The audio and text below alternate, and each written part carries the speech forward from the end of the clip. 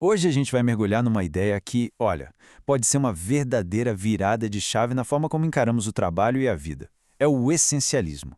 A filosofia do menos, porém melhor. Sabe aquela sensação de passar o dia inteiro correndo, pulando de uma tarefa para outra e no final olhar para trás e pensar, tá, mas o que eu fiz de importante hoje? É uma sensação bem frustrante, né? E é por aí que a nossa conversa começa. Vamos pegar a história do Sam, por exemplo. Um executivo que, para tentar se destacar na empresa nova, começou a dizer sim para absolutamente tudo o que aparecia. A intenção era ótima, claro. Ser visto como alguém prestativo, que resolve as coisas, que mostra serviço. Só que o resultado foi o contrário. A energia dele se espalhou tanto que nada era feito com profundidade. É aquela imagem clássica de avançar 1 milímetro em 1 milhão de direções diferentes. É muito esforço, muita correria para pouquíssimo avanço real. A definição perfeita de estar ocupado, mas não ser produtivo. A virada de jogo para ele foi simples, mas ao mesmo tempo muito poderosa. Ele parou de só reagir ao que chegava e começou a escolher o que realmente era importante. A chave foi essa: criar um filtro muito mais rigoroso antes de dizer sim. E isso, nossa, isso mudou tudo. E olha só o que aconteceu. Ao focar no que era vital, o Sam não só começou a brilhar no trabalho de um jeito que nunca tinha conseguido antes, como também ganhou de volta o tempo com a família. Ele não fez menos coisas, ele fez mais das coisas certas, e o resultado veio, e veio forte. A essência do essencialismo está toda contida nessa frase em alemão, weniger, aber besser. Menos, porém melhor. A ideia não é fazer menos por preguiça, de jeito nenhum. É fazer menos para poder fazer melhor aquilo que realmente gera impacto. É sobre ser inteligente com o nosso tempo e a nossa energia. Essa imagem aqui, nossa, ela diz tudo. Olha só a diferença. À esquerda, a energia toda espalhada. Um pouquinho de esforço em cada direção, mas sem sair do lugar. Agora à direita, é a mesma quantidade de energia, só que focada, concentrada. O resultado é um progresso de verdade, na direção que importa. E essa tabela deixa a diferença bem clara. De um lado, a mentalidade não essencialista, que vive apagando incêndio, reagindo ao que é mais urgente e com aquela sensação de que a vida está no controle. Do outro, a mentalidade essencialista, que pausa, escolhe seu caminho e, no fim, constrói uma vida com mais propósito. E tudo começa no jeito de pensar. Ok, legal. Mas como a gente chega lá? Como se desenvolve essa mentalidade? A base de tudo são 3 verdades bem simples, mas que são transformadoras. A primeira é: a gente tem o poder de escolher. Só de trocar o "eu tenho que fazer isso" por "eu escolho fazer isso" já muda tudo. Devolve o controle.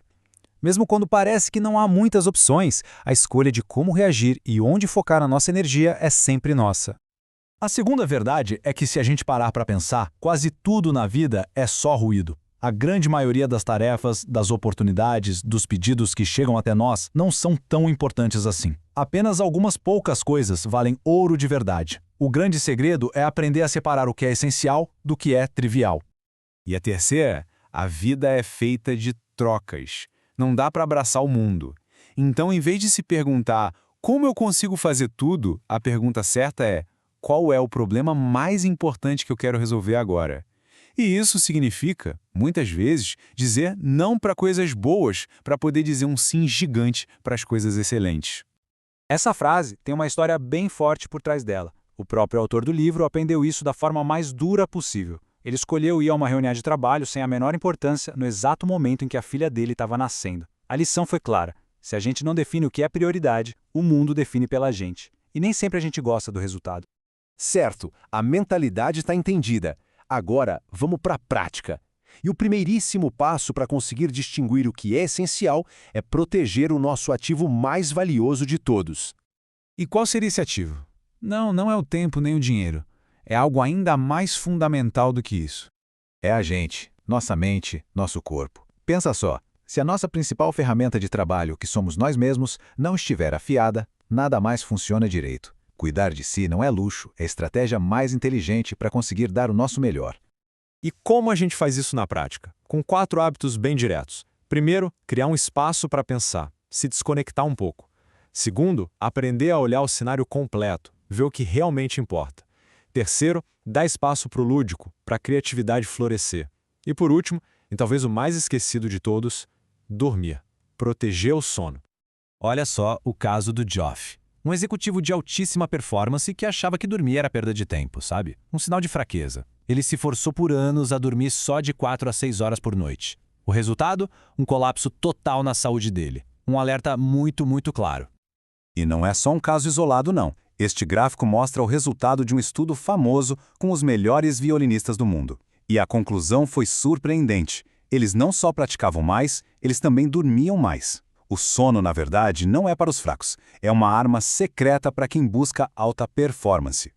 No fim das contas, o essencialismo não é só sobre ser mais produtivo no trabalho. É sobre algo muito maior. É sobre construir uma vida que faça sentido. Uma vida que, quando a gente olhar para trás, sinta que realmente importou. E a gente termina com essa pergunta da poeta Mary Oliver, que é poderosa. Diga-me, o que você planeja fazer com sua única, fantástica e preciosa vida? O essencialismo, no fundo, é a ferramenta que nos ajuda a responder essa pergunta, não com palavras, mas com as nossas ações. Ao cortar todo o excesso, finalmente sobra espaço para viver o que é, de fato, essencial.